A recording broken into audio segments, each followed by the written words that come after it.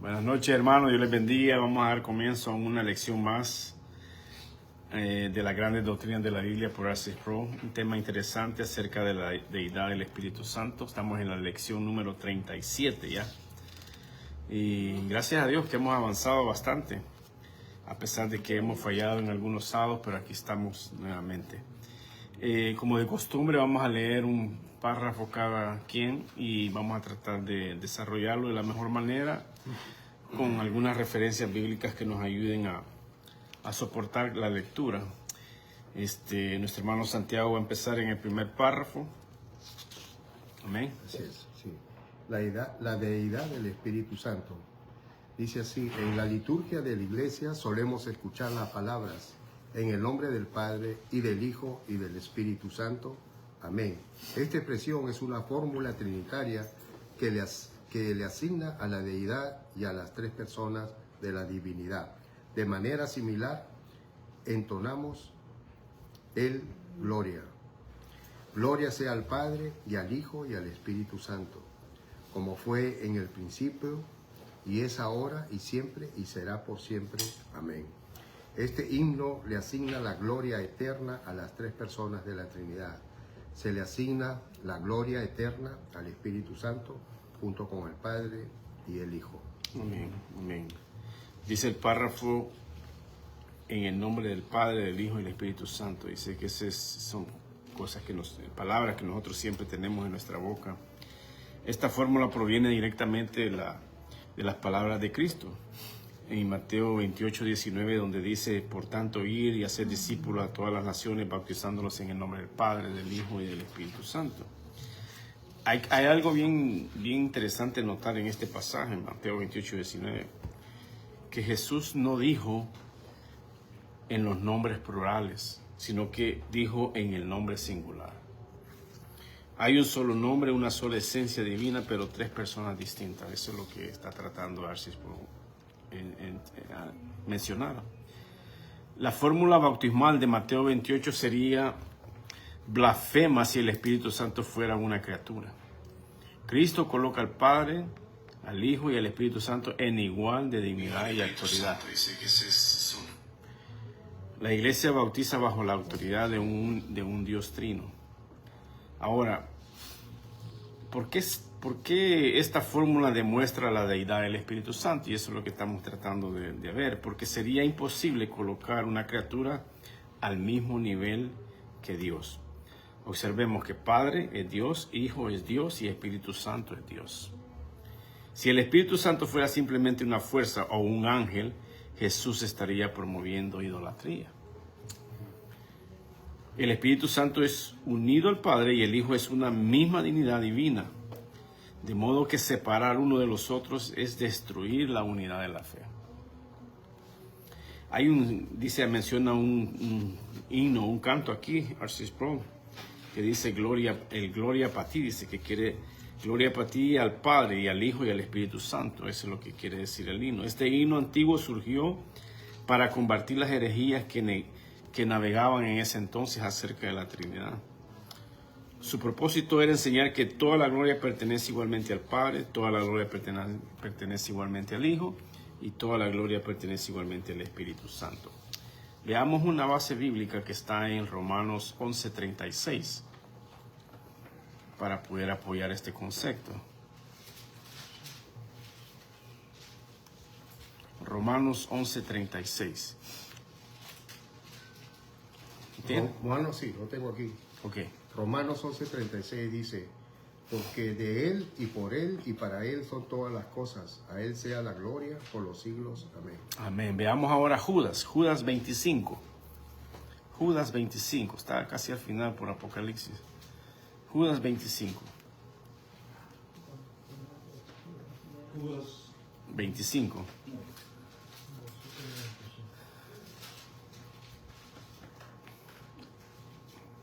Acá lo tengo. Amén. Al único y sabio Dios, nuestro Salvador, sea gloria y majestad, imperio y potencia, ahora y por todos los siglos. Amén. Amén. Ahora veamos 2 Corintios 13:14. 2 Corintios 13:14.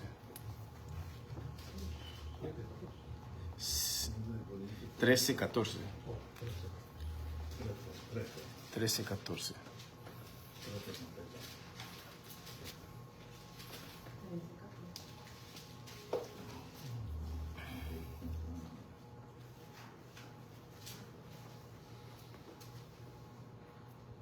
La gracia del Señor Jesucristo, el amor de Dios y la comunión del Espíritu Santo sean con todos vosotros. Amén. Amén. Aquí Pablo pone el Espíritu Santo junto al Padre y al Hijo en una bendición apostólica, ¿verdad? Y el párrafo que leyó el hermano sigue diciendo como fue una en el principio y es ahora y siempre será. O sea que esta frase afirma la eternidad de Dios. El Espíritu Santo no comenzó a existir en Pentecostés, y eso es lo que muchos gente piensa, que surge a partir del Pentecostés, y no, ya existía eternamente. Veamos Hebreos 9:14.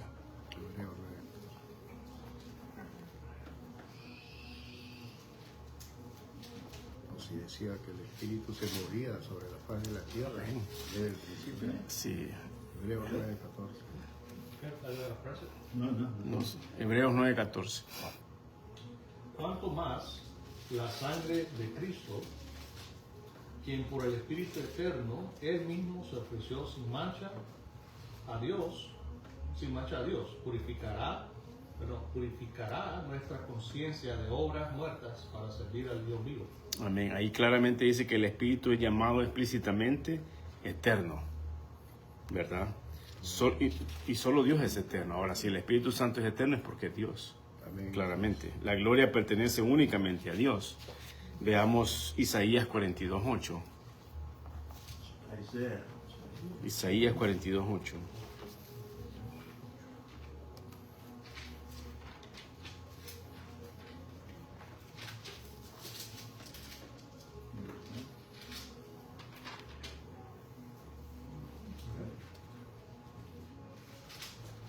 Pero tú, Israel, siervo mío eres, tú, Jacob, a quien yo escogí, descendencia. Es 42:8. 42:8. Isaías 42:8. Por ahí está cerca.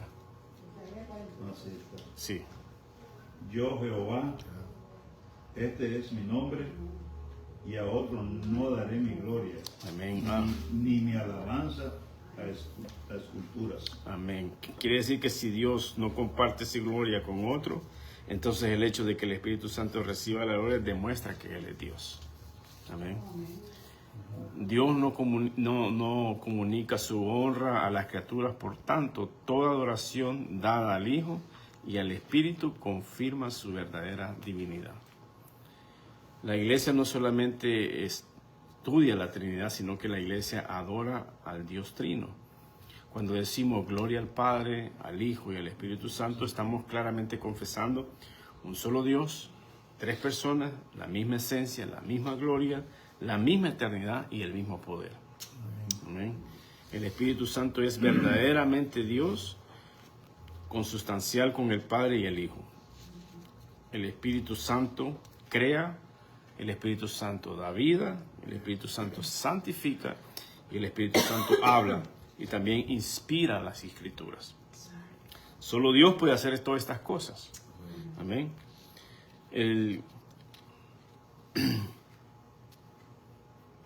Comentando el credo apostólico, este es uno de los credos apostólicos donde dice que creo en el Espíritu Santo, es verdadero Dios y el Padre y el Hijo, digno de la misma adoración y gloria. Este es uno de los credos apostólicos. La Confesión de Fe de Westminster, en el capítulo 2, dice: en la unidad de la deidad hay tres personas de una misma sustancia, poder y eternidad: Dios el Padre, Dios el Hijo y Dios el Espíritu Santo. Aquí observemos una cosa, que es la misma sustancia, es el mismo poder y la misma eternidad. No existe inferioridad en la naturaleza. Todos son iguales. Ahora, la Confesión Bautista de Londres de 1689 afirma prácticamente las mismas palabras. Tres personas infinitas, eternas y en una sustancia, poder y eterna. Esto refleja la fe histórica reformada. La evidencia adicional de la deidad del Espíritu Santo es cuando el Espíritu es llamado Dios. Y esto está en Hechos 5, versos 3 y 4. También mentira, fue cuando Ananías le miente. Podemos leer ese pasaje para que podamos ver de lo que estamos diciendo acerca de... ¿Cuál es la cita? La cita es Hechos capítulo 5, versos 3 y 4. Es una cita que la vamos a estar viendo más adelante también, porque es interesante que vamos a rescatar otra información que nos da. Pero solo para que podamos ver de que cómo en este pasaje al Espíritu Santo se le llama Dios al mismo tiempo. Claro. Dice así. Pero Pedro dijo, Ananías, ¿por qué ha llenado Satanás tu corazón para mentir al Espíritu Santo y quedarte con parte del precio del terreno?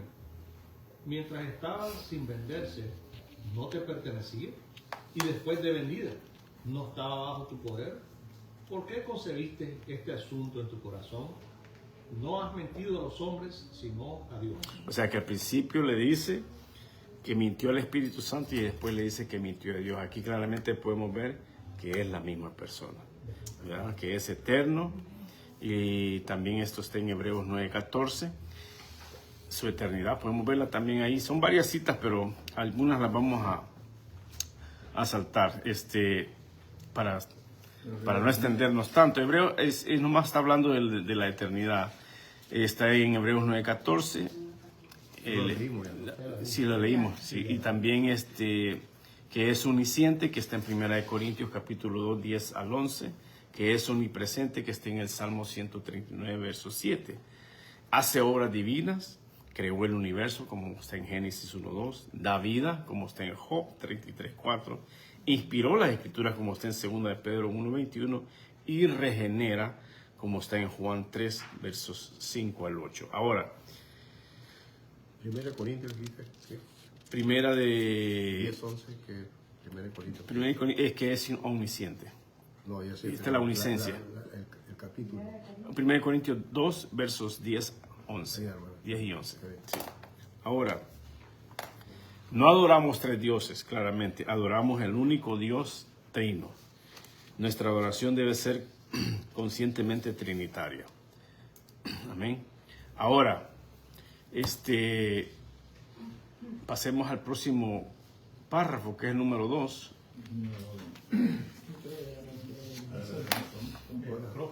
Micrófono. Si alcanza a leerlo. No, es que- No, para que se le oiga. Es para que lo escuchen los que no están.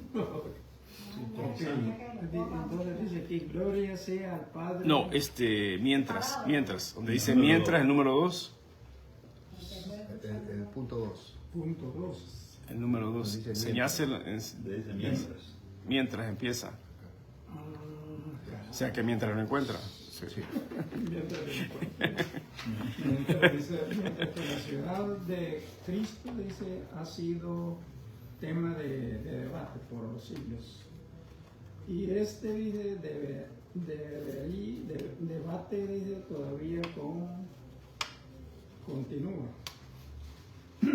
Continúa en la actualidad, dice, la ciudad del Espíritu Santo es generalmente aceptada en la gloria,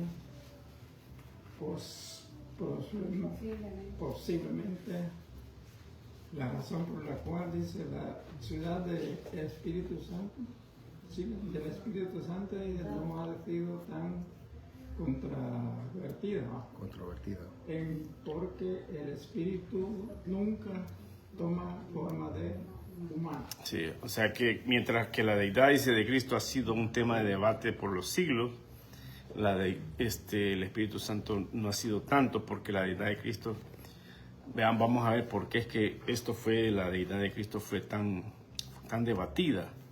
Y claramente el párrafo está diciendo que porque Cristo se hizo hombre, ¿verdad? Y esto lo podemos ver en Juan 1:14. Veamos Juan 1:14, donde dice que Cristo se hizo hombre. Es ahí donde encontramos el gran misterio de la encarnación, ¿verdad?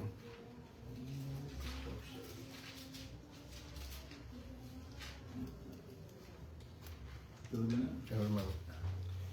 Juan 1:14 dice, aquel verbo fue hecho carne y habitó entre nosotros y vimos su gloria, gloria como del unigénito del Padre, lleno de gracia y de verdad. Amén. Una de las cosas que podemos ver que en realidad era un hombre, porque Jesús llegó a tener hambre, Jesús llegó a tener sed, Jesús se cansaba, Jesús lloró, durmió y por último murió. O sea que todas esas son evidencias de que él era hombre.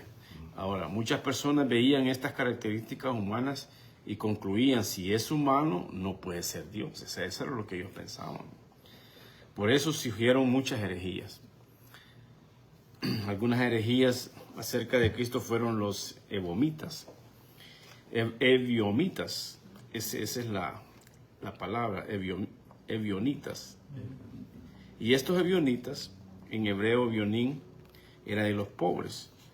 Fueron una secta, dice, judeocristiana primitiva de los siglos II y IV después de Cristo. Creían que Jesús era el Mesías humano, pero rechazaban su divinidad, enfatizaban la estricta observancia de la ley judía y valoraban profundamente la pobreza voluntaria. O sea que decían que Jesús era simplemente un hombre extraordinario. Eso era lo que ellos pensaban.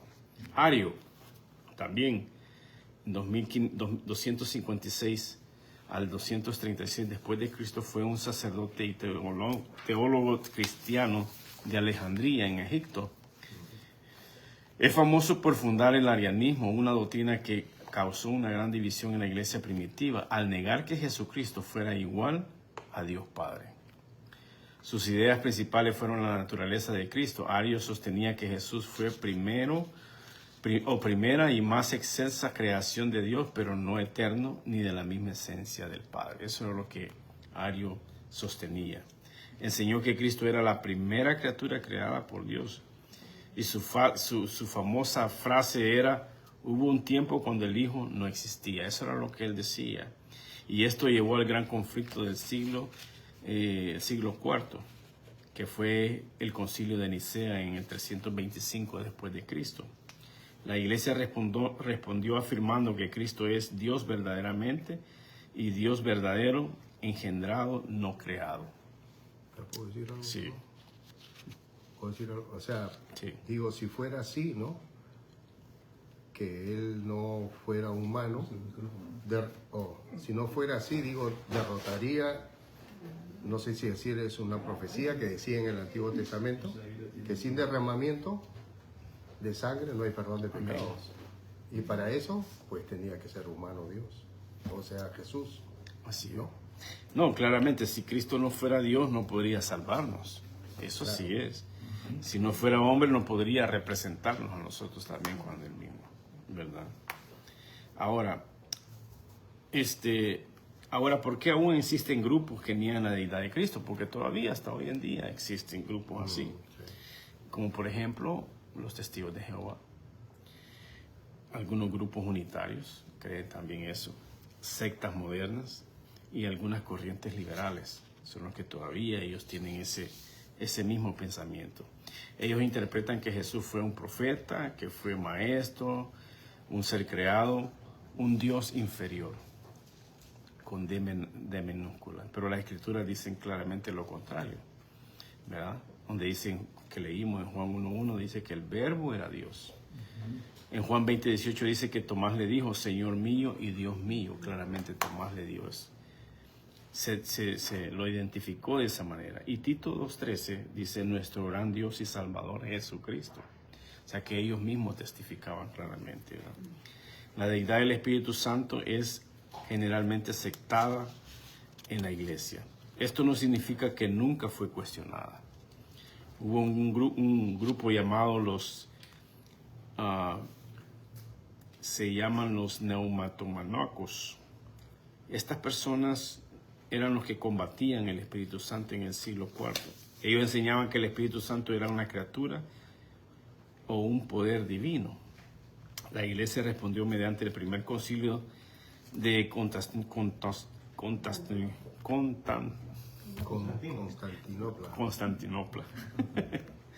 afirmando que el Espíritu Santo es Señor y dador de vida, que procede del Padre y que con el Padre y el Hijo recibe una misma adoración y gloria. O Sin embargo, históricamente esta controversia fue menor que las relacionadas con Cristo. Ahora sigue diciendo el párrafo, posiblemente, dice, la razón es porque el Espíritu Santo no tomó forma humana. Y aquí está el punto principal. El Espíritu Santo nunca se encarnó. Jesús sí, él sí se encarnó. Él tomó su naturaleza humana. Eso está en Filipenses 2, versos 6 al 8. El Espíritu Santo nunca asumió una naturaleza humana permanente, nunca. Aunque apareció simbólicamente, como dicen, como paloma, como está en Mateo, como fuego, como está en Mateo, como nube, como está en Éxodo. O sea, estas manifestaciones fueron temporales, nunca se convirtió en un ser humano. Ahora, ¿por qué esto redujo la controversia? Porque nadie veía al Espíritu Santo cansarse, nadie lo vio llorar, nadie lo vio dormir. Entonces, todas esas cosas que todo un ser humano tiene, el Espíritu Santo no lo tenía, ¿verdad? En cambio, Jesús sí. Él experimentó todas esas cosas como hombre que fue, como humano que fue. Y muchas personas no podían comprender cómo alguien podía ser completamente Dios y completamente hombre. Pero el teólogo Sproul quiere mostrar que la encarnación hizo más complejo los debates, todos esos debates cristológicos que hubieron. La perspectiva reformada dice de que Cristo ocultó su gloria divina bajo el velo de la carne. No porque dejara de ser Dios, sino que porque asumió nuestra naturaleza. La humanidad visible de Cristo llevó muchas veces a despreciarlo. Veamos Isaías 53, verso 2, donde podemos ver de que la humanidad claramente llegó muchas veces a despreciar a Cristo. Isaías 53, 2.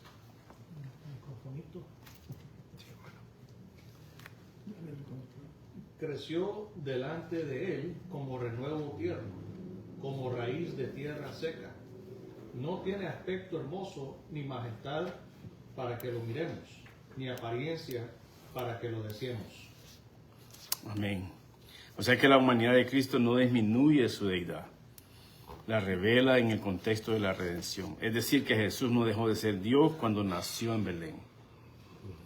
Amén. Aunque no se encarnó, la Biblia afirma claramente su deidad. Ahora, les decía que íbamos a ver Hechos, ¿verdad? 5, versos 3 al 4. Veamos ese pasaje hoy. En Hechos 5, versos 3 y 4.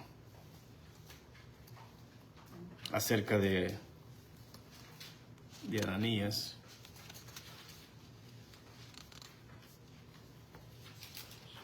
Hechos 5, versos 3 y 4. Hermano, gracias. Dice así, y dijo Pedro, Ananías, ¿por qué llenó Satanás tu corazón para que mintieses al Espíritu Santo y sustrajeses el precio de la heredad? Reteniéndola no se te quedaba a ti y vendida no estaba en tu poder. ¿Por qué pusiste esto en tu corazón? No has mentido a los hombres, sino a Dios. Amén. Una vez más vemos cómo habla acerca del Espíritu Santo y habla de Dios, que el Espíritu Santo es Dios. Veamos 1 Corintios 3:16.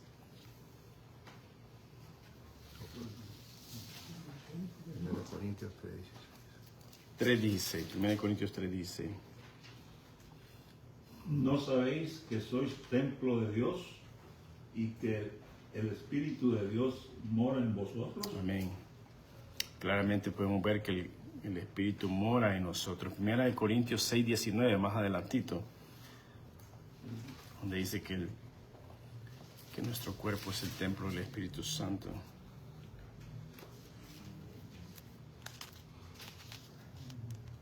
¿O ignoráis que vuestro cuerpo es templo del Espíritu Santo, el cual está en vosotros, el cual tenéis de Dios, y que no sois vuestros? En el Antiguo Testamento, el templo era exclusivamente la morada de Dios. A veces ellos no podían entender lo que les estaban diciendo, ¿verdad? Pero el Espíritu Santo era claramente llamado eterno. Veamos Hebreos 9:14.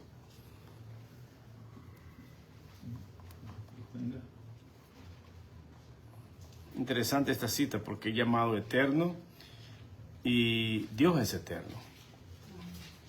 O sea que el Espíritu Santo es el mismo Dios.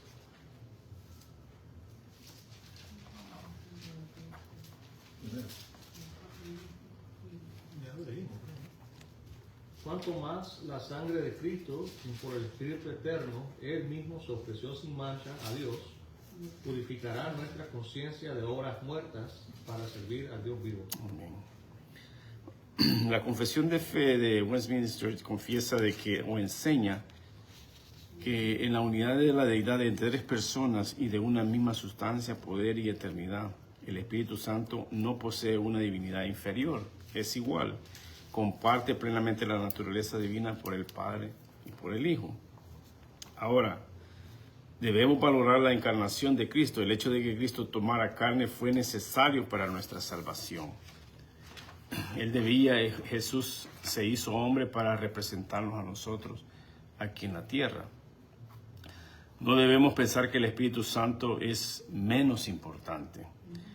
Como nunca se encarnó, algunas personas hablan mucho del Padre y el Hijo, pero no olvidemos al Espíritu Santo. Mas, sin embargo, Él es Dios, el Espíritu Santo santifica, Él nos convence de pecado, Él nos regenera, nos guía, nos consuela y Él nos ilumina para poder entender las Escrituras. Amén. Ahora, la obra de la salvación es trinitaria también. Creo que en un estudio anterior lo vimos, donde el Padre escoge, el Hijo redime y el Espíritu Santo aplica la salvación. Ahí están los tres actuando al mismo tiempo. Ahora, para cerrar este segundo párrafo,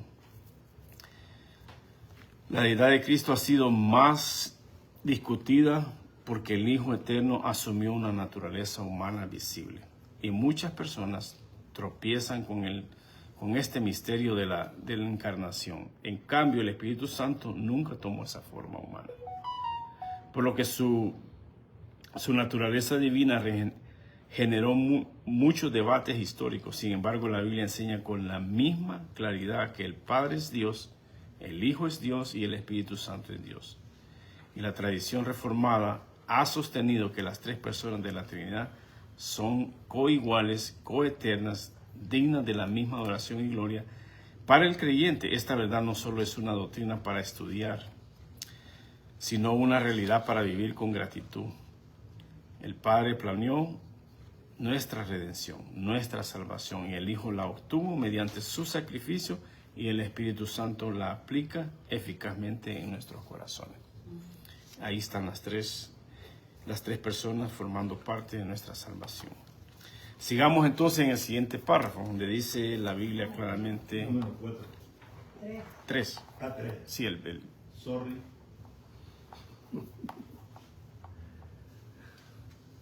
La Biblia claramente representa al Espíritu Santo como poseyendo los atributos divinos y ejerciendo la autoridad divina. Desde el siglo IV, casi todos los que concuerdan con el hecho de que el Espíritu es una persona, también concuerdan con que es divino. Amén, amén. Dice que la Biblia claramente representa al Espíritu Santo como poseyendo los atributos divinos. Ahora, ¿qué son los atributos divinos? Son las perfecciones y características que pertenecen únicamente a Dios. Si el Espíritu Santo posee estos atributos, entonces necesariamente y claramente es Dios. Amén. Hay de que el Espíritu Santo no fue creado, no tuvo principio, existe eternamente. Es llamado eterno porque participa claramente y plenamente en la naturaleza divina de la misma eternidad del Padre y el Hijo. Solo Dios posee eternidad absoluta. Amén. El Espíritu Santo que habita en nosotros es el Dios eterno. Su obra en nuestra vida no depende de las circunstancias pasajeras. Ahora, veamos, no sé si ya vimos esta cita, 1 Corintios 2, versos 10 y 11. Creo que no sé si la vimos anteriormente. Es uno de los atributos donde podemos ver que el Espíritu Santo es omnisciente. 1 Corintios 2, ¿no? 1 Corintios 2, versos 10 y el 11. Creo que lo mencionamos, pero no lo leímos, pero ahí claramente afirma la unicencia del Espíritu Santo. Pero Dios dice, nos la reveló a nosotros por el Espíritu, porque el Espíritu todo lo escudriña, aún lo profundo de Dios. Porque ¿quién de los hombres sabe las cosas del hombre sino el Espíritu del hombre que está en él? Amén. Así tampoco nadie conoció las cosas de Dios sino el Espíritu de Dios. Amén. Claramente aquí Pablo está argumentando que así como solo el Espíritu del hombre conoce los pensamientos del hombre, solamente el Espíritu de Dios conoce perfectamente a Dios. Ningún ser creado puede conocer infinitamente la mente de Dios. O sea que este pasaje es una de las evidencias más fuertes de la deidad del Espíritu Santo, porque el conocimiento infinito de un atributo es exclusivamente divino. Amén.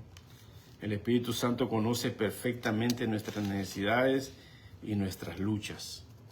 Esto está en Romanos 8, 26 y 27. Romanos 8, 26 y 27.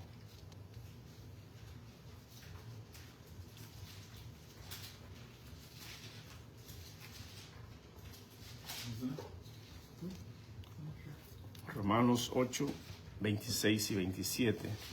De la misma manera, también el Espíritu nos ayuda en nuestra debilidad. No sabemos orar como debiéramos, pero el Espíritu mismo intercede por nosotros con gemidos indecibles. Y aquel que escudriña los corazones sabe cuál es el sentir del Espíritu, porque Él intercede por los santos conforme a la voluntad de Dios. Amén. Esa es su licencia, o sea, ese es otro atributo. Tenemos otro atributo que es omnipresente. También está una cita en Salmo 139, verso 7, donde muestra ahí su omnipresencia. 139, verso 7.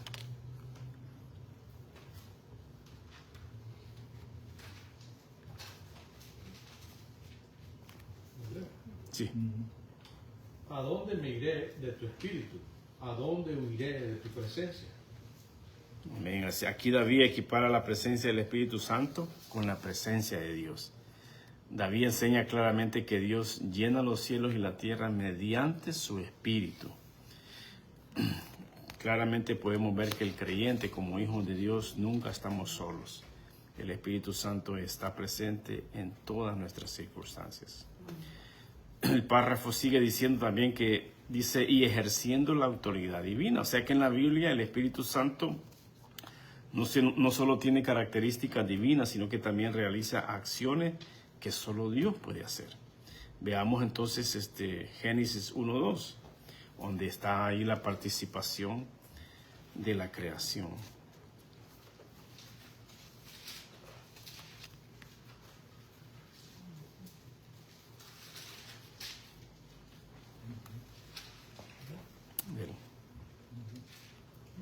Sí.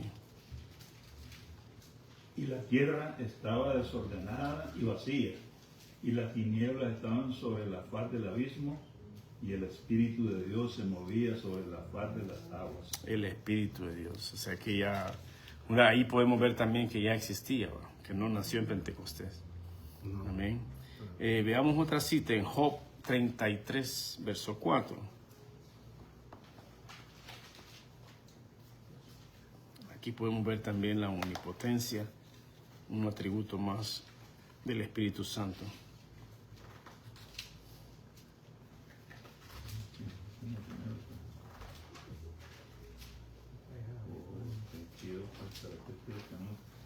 ¿Y qué? 33, verso 4. El Espíritu de Dios me ha hecho, y el aliento del Todopoderoso me da vida. Amén. Aquí crear es una obra exclusiva de Dios en la creación. El Espíritu fue el agente activo de la creación del universo, mostrando su poder divino junto con Dios y el Hijo. Amén.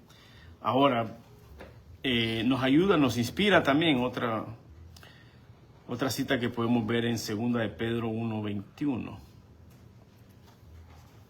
donde dice que Él inspiró las Escrituras. ¿Cuál dijiste, no? 2 de Pedro 1:21.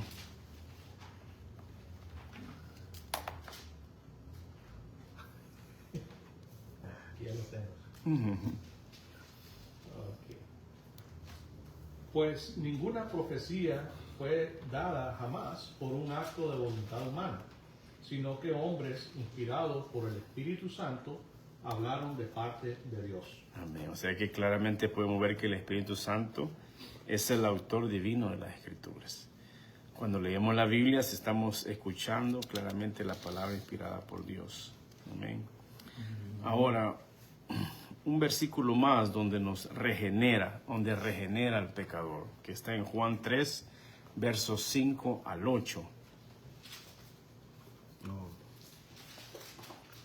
Juan 3, 3, 5 al 8. sí. ¿Ya lo tienen, no? No está buscando. ¿Dónde está? Donde ahí el Espíritu Santo regenera. Tito también. Sí. Tito 3, 5. Sí. Pero tengo aquí Juan Aquí lo 3, tengo yo.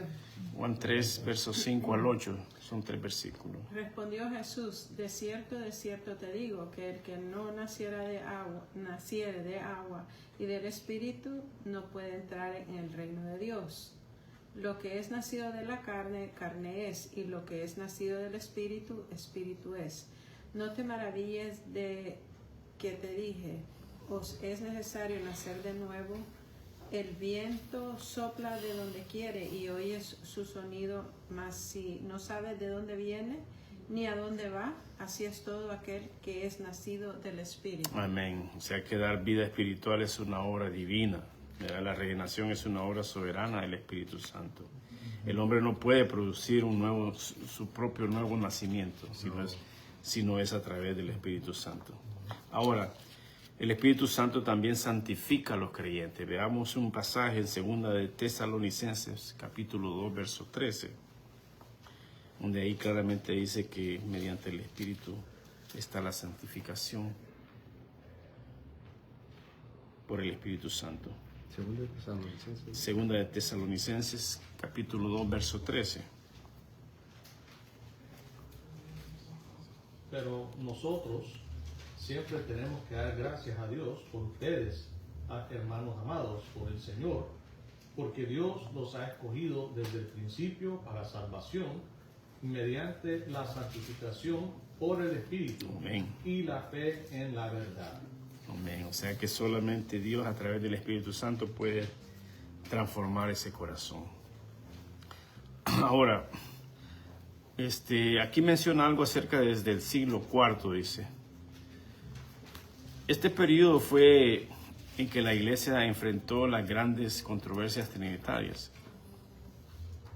Y es donde veíamos que su nombre o esta posición del Espíritu Santo era bien criticada. Ellos afirmaban que el Espíritu Santo era una criatura. La iglesia respondió estudiando cuidadosamente las Escrituras. En el concilio de Constantinopla, este concilio afirmó que el Espíritu Santo es Señor y dador de vida, que con el Padre y el Hijo recibe una misma adoración y gloria, y no estaba inventando una doctrina nueva, se estaba defendiendo la enseñanza bíblica. Dice de que casi todos los que concuerdan con el hecho de que el Espíritu Santo es una persona también concuerdan que es algo divino, que Él es una persona divina. Esta frase es muy interesante porque cuando alguien estudia la palabra reconoce que el Espíritu Santo es verdaderamente una persona. Normalmente termina reconociendo también su deidad, porque el Espíritu Santo posee características personales claramente. El Espíritu Santo tiene intelecto, tiene mente, tiene voluntad, reparte dones como Él quiere, tiene emociones, puede ser entristecido, habla a través del Espíritu, enseña, intercede, como lo hemos estado viendo. O sea que una fuerza impersonal no puede hablar. Una fuerza impersonal no puede enseñar, no puede decir, no puede amar, no puede entristecerse, no puede interceder. Por las operaciones que las Escrituras atribuyen al Espíritu Santo, somos obligados a reconocer que es Dios verdadero. Aquí Calvino hace un comentario donde dice de que, y él señala especialmente que la creación el Espíritu Santo forma parte en la regeneración, en la santificación y en la inspiración. O sea que el Espíritu comparte todos los atributos de la obra de la deidad y por ello merece la misma honra y adoración que el Dios mismo. O sea que la personalidad de la deidad y el Espíritu Santo se encuentran inesperablemente unidas en la revelación de la palabra de Dios. Ahora, para cerrar este párrafo, R.C. Sproul quiere mostrar que la deidad del Espíritu Santo no se basa en una tradición eclesiástica, sino en el testimonio claro de las Escrituras. La Biblia le atribuye los atributos exclusivos de Dios: eternidad, omnisciencia, omnipresencia, así como las obras propias de Dios. Crear e inspirar las Escrituras, regenerar y santificar, además de revelar el Espíritu Santo, es una persona que piensa, habla, decide, ama. Por eso la Iglesia históricamente y especialmente desde el siglo IV y en armonía con la teología reformada confesó que el Espíritu Santo es verdaderamente Dios, de la misma esencia del poder y eternidad del Padre y del Hijo. O sea que esta verdad debe llevarnos no solo a una comprensión doctrinal más profunda, sino a una vida de adoración, de dependencia y gratitud, sabiendo que el Dios Espíritu Santo mora en nosotros para guiarnos, consolarnos y conformarnos cada día a la imagen más de Cristo. Amén. Comentario acerca del Espíritu. Un comentario. Sí. Yo estaba oyendo una vez a Charles Stanley y él venía de ser pastor de años, se hizo viejito, ¿verdad? Y no hacía más que unos quizás 10 años, él entendió que el Espíritu Santo era una persona. Dice que alguien le hizo entender eso, pero tuvo que estudiar todo lo que estamos viendo ahorita para poderlo entender. Porque todos piensan que el Espíritu es algo, ¿verdad?, que anda con nosotros, ¿verdad? Pero hasta ahí nomás. Bueno, de hecho los testigos de Jehová piensan que es una fuerza, que es una energía. Ajá. Eso es lo que ellos... Cuando estuve en el seminario, Sí. alguien le dijo, no, está bien. Oh. Sí. Ese fue Charles Charles Stanley, Stanley. Fue bien bonita esa predicación que él daba de 15 minutos y ahí era bien humilde él, a pesar de lo viejo que estaba de predicador. Dijo, yo no sabía, dice, y me retó, dice, esta persona, dice, y me dijo que era una persona y me quedé asombrado. Y todavía yo le dije algo y él me contestaba y así, pero ya era yo pastor, sí, como he venido hasta ahorita, pero ahora yo predico de esto. Él predicaba mucho acerca del Espíritu Santo. Él tiene un libro, Sí. el Espíritu Santo. Amén. Pasamos entonces al siguiente párrafo, A ver. donde dice en el Antiguo Testamento. En el Antiguo Testamento lo que se nos dice de Dios también es dicho sobre el Espíritu de Dios. Las expresiones Dios dijo y el Espíritu dijo son utilizadas indistintamente repetidas veces. En el Nuevo Testamento este esquema continúa y posiblemente el pasaje con más fuerza en este sentido sea el que encontramos en Hechos 5, del 3 al 4, donde Pedro dice, Ananías, ¿por qué llenó Satanás tu corazón para que mintieses al Espíritu Santo y sustrajeses el precio de la heredad? Nos has mentido a los hombres, no has mentido a los hombres, sino a Dios. Para decirlo lisa y llanamente, mentir al Espíritu Santo es mentirle a Dios mismo. Amén. Ya, ese es prácticamente este párrafo está confirmando lo que vimos anteriormente, ¿verdad? Pero aquí Sproul utiliza dos argumentos. En el Antiguo Testamento lo que Dios dice es un atributo al Espíritu y en el Nuevo Testamento mentir al Espíritu Santo es mentir a Dios, claramente. ¿Cómo es? Así que cayeron isofacto. Sí.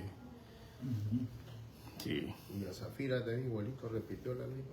Sí, aquí R.C. Sproul quiere mostrar que existe una estrecha identificación entre Dios y el Espíritu Santo. En el Antiguo Testamento, no presenta al Espíritu como una simple fuerza divina, sino como alguien que habla y actúa con autoridad de Dios, ¿verdad? Veamos un ejemplo que está en 2 de Samuel, capítulo 23, versos 2 y 3, para apoyar este argumento que acabamos de ver. 2 de Samuel, capítulo 23, versos 2 y 3.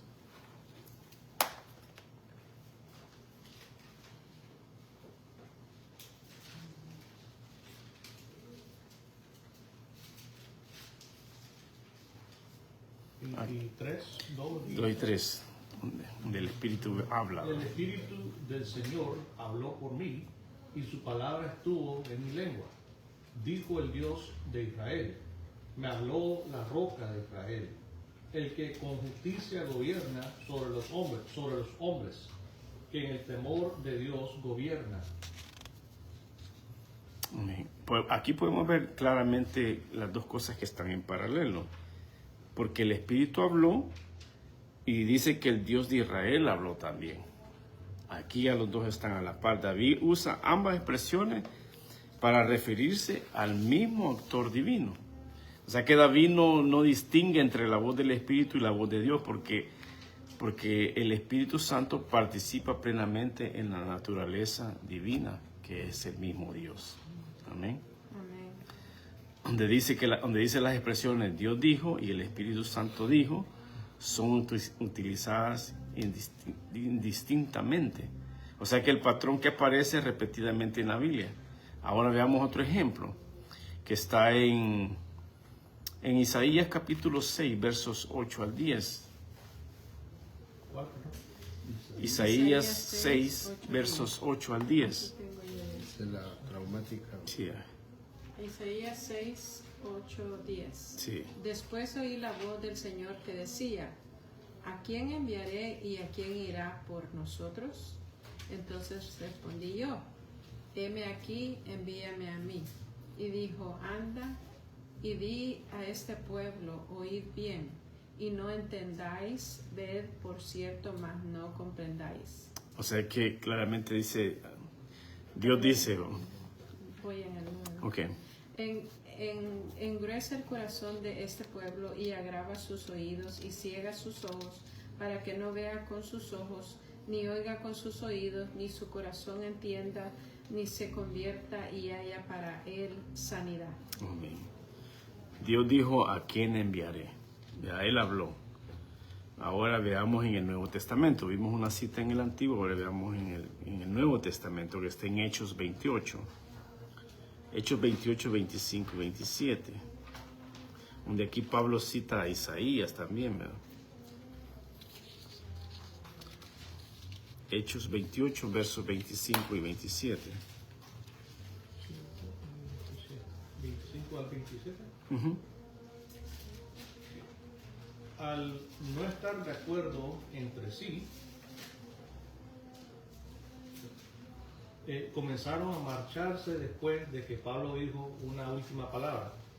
Bien habló el Espíritu Santo a sus padres por medio de Isaías el profeta, diciendo, ve a este pueblo y di, al oír oirán y no entenderán, y viendo verán y no percibirán, porque el corazón de este pueblo se ha vuelto insensible, y con dificultad oyen con sus oídos, y sus ojos han cerrado.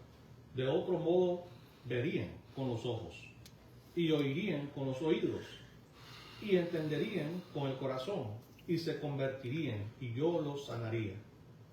Hasta el 28. Sí. Sepan por 27, tanto, perdón. 27. Pues ya está. Ok, aquí podemos ver una vez más que van de la mano. En Isaías, Dios habló. Y aquí en Hechos, el Espíritu Santo habló. O sea que Pablo aquí claramente identifica la voz del Espíritu con la voz de Dios. Amén. Eso es lo que está tratando de ver. Ahora, veamos otro ejemplo. Jeremías 31, versos 31 al 34. Jeremías. Y después lo vamos a comparar. Vamos a comparar esta cita de Jeremías y después vamos a compararla con Hebreos. Para que veamos lo que Dios dijo en Jeremías, que es atribuido también al Espíritu Santo. Jeremías 31, 31 y del 31 al 34 y Hebreos 10 del 15 al 17. Del 31 al 34. Ujú.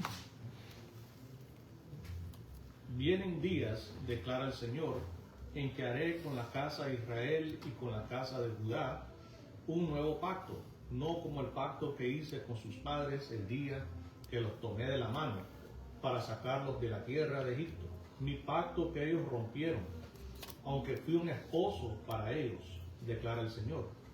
Porque este es el pacto que haré con la casa de Israel después de aquellos días, declara el Señor.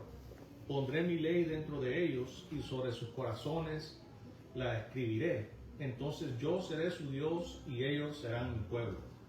No tendrán que enseñar más cada uno a su prójimo y cada cual a su hermano diciéndole, conoce al Señor, porque todos me conocerán, desde el más pequeño de ellos hasta el más grande, declara el Señor, pues perdonaré su maldad y no recordaré más su pecado. Amén. Aquí podemos ver que Dios habla, ¿verdad? Dice, aquí vienen días. Ahora hagamos la comparación con Hebreos 10, versos 15 al 17, donde aquí ya lo que Dios dijo en Jeremías es atribuido al Espíritu Santo. Aquí ya vemos la igualdad que tiene. Pero leamos Hebreos 10, versos 15 al 17, ¿no? 10, del 15 al 17. ¿Lo leo? Sí, Hebreos 10, 15 al 17, sí.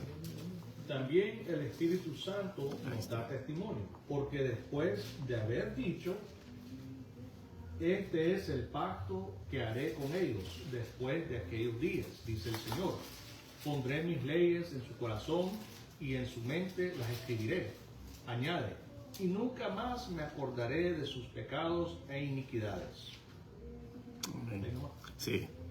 O sea, claramente aquí podemos ver donde dice, y nos atestigua lo mismo que el Espíritu Santo. O sea que lo que Dios dijo, como les decía en Jeremías, está siendo atribuido ahora al Espíritu Santo. Entonces, vemos que los atributos los mismos los tienen, la divinidad es la misma. Cuando estudiamos las Escrituras debemos recordar que tienen el mismo actor, son los mismos actores divinos que hay. Los santos hombres de Dios hablaron siendo inspirados por el Espíritu Santo cuando hicieron las Escrituras, cuando empezaron a escribir. Dice el párrafo, dice que en el Nuevo Testamento este esquema continúa. Ahora, esta identificación entre Dios y el Espíritu no termina en el Antiguo Testamento, continúa en el Nuevo y presenta el ejemplo más famoso que ya leímos en Hechos 5, 3 y 4, ¿verdad? Donde estas personas vendieron esta propiedad, prometieron entregar todo el dinero a la iglesia, pero secretamente se guardaron una parte. O sea que el problema no fue con la parte del dinero que se quedaron, sino que Pedro mismo les dice que que el pecado que habían hecho era prácticamente mentir al Espíritu Santo. Y el mentirle al Espíritu Santo es que le estaban mintiendo a Dios, ¿verdad? Así de que claramente le dice, ¿por qué llenó Satanás tu corazón? Para que mintieses al Espíritu Santo. O sea que, y más ahí mismo en el verso 4 le dice, no le has mentido a los hombres, sino que le has mentido a Dios. Quiso aparentar, ¿no? Sí, eso fue lo que pasó. O sea que el argumento es muy sencillo. Pedro establece una equivalencia de mentirle al Espíritu Santo y mentirle a Dios, ¿verdad? Eso es lo que él está tratando de enseñar. Ahora, Pedro concluye que el Espíritu de Dios es Dios porque el agravio hecho al Espíritu es considerado un agravio directamente a Dios. O sea que este texto es una prueba directa de la deidad del Espíritu Santo. Amén. Ahora vamos a ver el siguiente párrafo donde dice la Escritura. La Escritura también le asigna atributos divinos al Espíritu Santo. Pablo escribe sobre la omnisciencia del Espíritu en 1 Corintios 2, del 10 al 11. El Espíritu todo lo escudriña, aún lo profundo de Dios. Porque ¿quién de los hombres sabe las cosas del hombre, sino el Espíritu del hombre que está en él? Así tampoco nadie conoció las cosas de Dios, sino el Espíritu de Dios. El salmista atestigua sobre la omnipresencia del Espíritu en Salmos 139, de 7 al 8. ¿A dónde miré de tu presencia? Ya dónde huiré de tu presencia. Si subiere a los cielos, ahí estás tú. Y si en el Seol hiciere mi estrado, he aquí, ahí tú estás. El Espíritu también trabaja en la creación, moviéndose sobre la faz de las aguas. Génesis 1, del 1 al 2. En lo que ya leímos. Sí, al principio dice que las Escrituras también le asignan atributos divinos al Espíritu Santo. O sea que esta frase claramente resume el argumento que es una perfección que pertenece únicamente a Dios. La eternidad, la omnisciencia, la omnipresencia, la omnipotencia, inmutabilidad. O sea que si el Espíritu posee estos atributos, entonces comparte la naturaleza divina. La Biblia no simplemente llama Dios al Espíritu Santo, sino que le atribuye a la perfección todos esos atributos, eliminando cualquier posibilidad que sea una criatura. Ahora, el Espíritu todo lo escudriña, dice en 2 de Pedro, hasta lo más profundo. O sea que Pablo está aquí claramente respondiendo a una pregunta: ¿cómo conocemos las cosas de Dios? Y la respuesta es que porque el Espíritu Santo las conoce perfectamente y nos las revela. Ahora, ¿qué significa todo lo escudriña? O sea, esto no significa que el Espíritu Santo necesite investigar para aprender. La palabra indica conocimiento completo y perfecto. O sea que el Espíritu Santo conoce los secretos de Dios, conoce la voluntad de Dios, conoce los pensamientos de Dios, los propósitos eternos de Dios. Aquí Pablo usa una ilustración donde dice: ¿quién conoce tus pensamientos? Tu propio espíritu, de la misma manera, ¿verdad? Es claramente, le dice: ¿quién conoce perfectamente a Dios? Es el Espíritu de Dios que nos conoce a la perfección. Ahora, ¿por qué esto demuestra la deidad? Porque nadie puede conocer infinitamente a Dios excepto Dios mismo. Amén. Una criatura puede conocer algo acerca de Dios, pero solo Dios conoce perfectamente a Dios. O sea que lo que nosotros conocemos, esos son rasgos, ¿verdad? No es plenamente. El Espíritu no aprende las cosas de Dios como un discípulo, sino que las conoce por su propia naturaleza divina, porque Él es Dios, ¿verdad? O sea que esta observación es bastante importante, porque el Espíritu no recibe información, sino que Él es el que posee la información, Él es el que la da. El conocimiento infinito del Espíritu demuestra que participa plenamente en la esencia divina con Dios Padre y Dios Hijo. Ahora, esto nos da confianza que el Espíritu Santo conoce nuestra debilidad, nuestras necesidades, nuestros sufrimientos, nuestras oraciones. No hay situación que ellos no la sepan. Amén. Como lo dice el Salmo 139, que lo leímos de Dios, dice: ¿dónde me iré de tu espíritu? ¿A dónde huiré de tu presencia? Así claramente David está revelando un atributo maravilloso de Dios que no nos podemos esconder. Amén. Ahora, para el creyente, nunca estamos solos cuando estamos en el hospital, cuando estamos en el trabajo, cuando estamos en el hogar, cuando estamos en el parque, donde quiera que estemos, nunca vamos a estar solos. Siempre vamos a estar con el Señor. Amén. Ya lo demás son las mismas citas que traía, pero este párrafo también nos ayuda a comprender que la creación fue una obra trinitaria. El Padre crea, el Espíritu Santo transforma, y como lo miramos en 2 Corintios 5:17, dice que de modo que si alguno está en Cristo, nueva criatura es. Las cosas viejas pasaron y aquí todas son hechas nuevas. O sea que debemos adorar al Espíritu Santo. Sus atributos y sus obras muestran que merece la misma honra y adoración que el Padre y que el Hijo, ¿verdad? Ahora, para finalizar y concluir este último párrafo, el propósito de R.C. Sproul en este párrafo es demostrar que la deidad del Espíritu Santo se manifiesta no solo en los nombres que recibe, sino también en los atributos y las obras de las Escrituras. le atribuyen. En 1 Corintios 2, del 10 al 11, claramente vimos que el Espíritu revela su omnipresencia, su omnisciencia y conoce perfectamente las profundidades de Dios.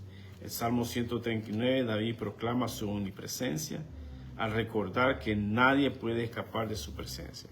Y en Génesis 1, el Espíritu Santo participa activamente en la obra de la creación, una prerrogativa exclusiva de Dios. O sea que los teólogos reformados como Juan Calvino, John Owen, Herman Bavinck y Louis Berkhoff han visto a estos textos una evidencia contundente de que el Espíritu Santo comparte plenamente la naturaleza divina.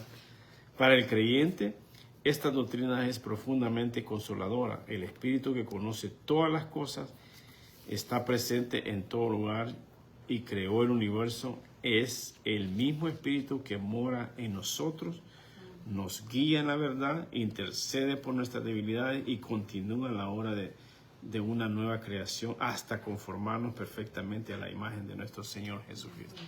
O sea que es el que nos ayuda a seguir perseverando. Amén. Y ya concluimos con esta parte. Creo que sigue un párrafo más. El último, donde dice como conclusión final. Amén.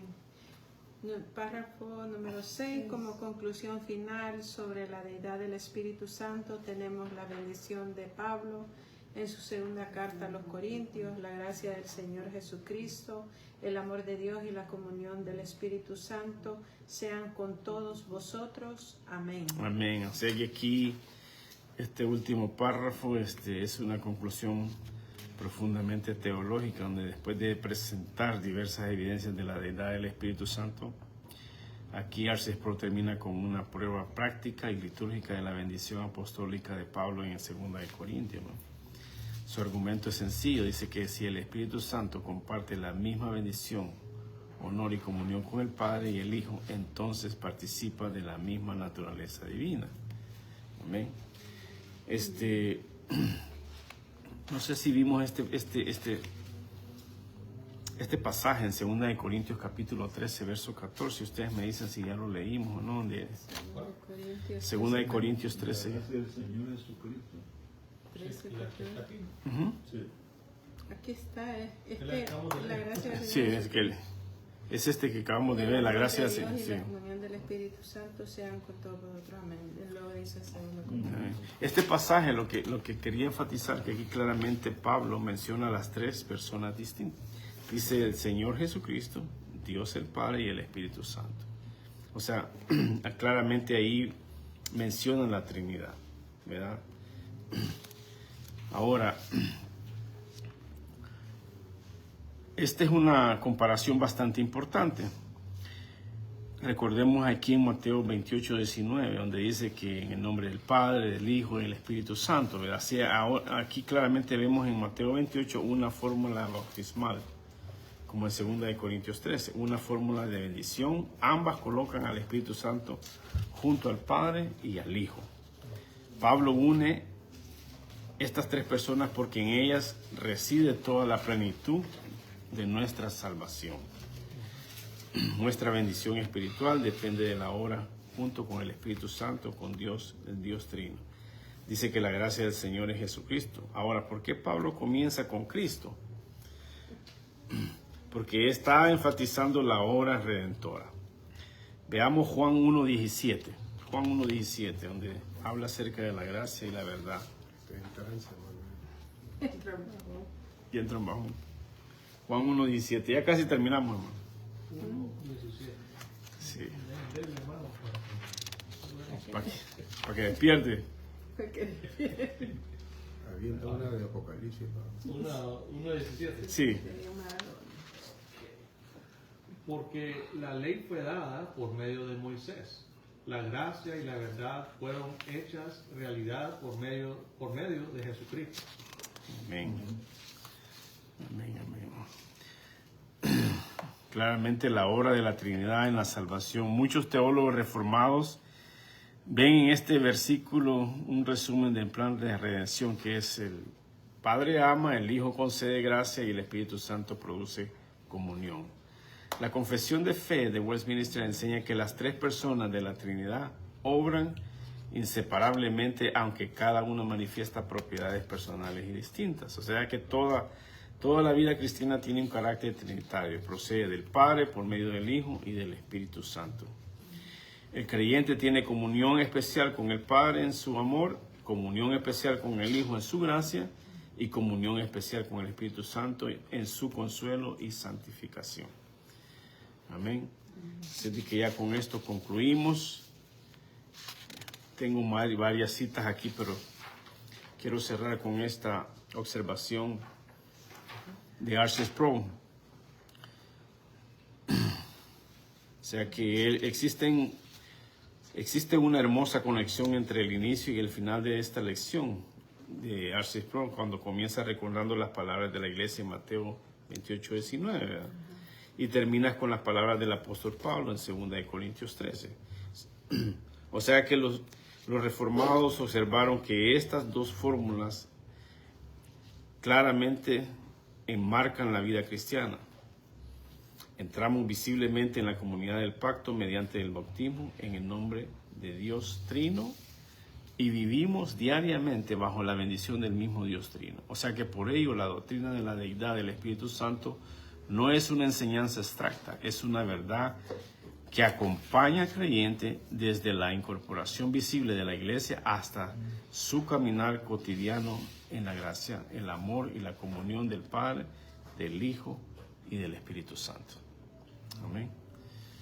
Ahora, en resumen, como está en la parte de atrás de su hoja, de todo lo que estuvimos observando, como número 1 vemos la liturgia de la iglesia que le atribuye la deidad al Espíritu Santo. Como número 2 tenemos el Antiguo Testamento, le asignan los atributos a la autoridad divina al Espíritu Santo. Número 3, el Nuevo Testamento le asignan los atributos divinos al Espíritu Santo. Y están los mismos pasajes que estuvimos viendo, Génesis 1, verso 1 al 2, Hechos 5, del 3 al 4, Romanos 8, del 9 al 17, 1 Corintios 6, del 19 al 20 y Efesios 2, del 19 al 22. Amén. Y con eso concluimos, hermanos. Es un poco largo este estudio, pero con esto terminamos. Y queremos hacerle la invitación también a los hermanos que están conectados a que nos acompañen el día de mañana. Tenemos servicio general, empezando con escuela dominical a las 1:30 y el servicio general empieza a las 2:30. Estamos ubicados en el 1251 California Avenue en la ciudad de Pittsburgh. Amén. Están todos invitados. Vamos a orar para terminar. Vamos a darle gracias a Dios. Señor Padre, te damos gloria, te damos honra. Gracias, Señor, por tu palabra. Gracias, Señor, por esta enseñanza. Gracias, Padre, porque de una manera, Señor, hablas a nuestras vidas, Señor, en cada momento. Gracias por, Señor, esa persona, Señor, divina que es el Espíritu Santo, Señor, que nos ayuda, que nos confronta, que nos sostiene, Señor, que nos alimenta cada día más, Señor, de tu amor, de tu palabra, Señor. Gracias te damos, Señor, por tu palabra, por esta enseñanza, por este estudio. Bendice a mis hermanos aquí presentes, bendice a los hermanos que estuvieron conectados. Te damos gloria, honra y agradecimiento por todo lo que haces en nuestras vidas. Bendice pues este momento. Pedirte, Señor, tu bendición por los alimentos. Señor, gracias por siempre proveer un plato de comida a la mesa. Bendícelo, Señor, y gracias, Señor, porque sabemos que todo esto viene de parte tuya y lo recibimos en acción de gracia. Bendice este momento, bendice los alimentos. En el nombre de Cristo Jesús, Señor, oramos. Amén. Amén. Estamos despedidos, hermanos. Dios les bendiga. Amén.